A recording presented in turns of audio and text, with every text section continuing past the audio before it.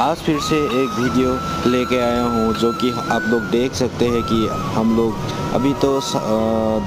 दो बजे है, फिर भी हम लोग नींद में जाग कर काम करते हैं। हम लोग मशीन तो नहीं, लेकिन हम लोग मशीन जैसा काम करते हैं। हम लोगों को काम करते करते जब थकान महसूस होता है तो हम लोग को थकान का कोई तो दवा नहीं है, लेकिन हम लोग जब भी हम लोग को मौका मिलते एक दूसरे के साथ बातें करके, एक दूसरे के साथ हंसी मजाक करके उस थकान को दूर करने के लिए कोशिश करते हैं।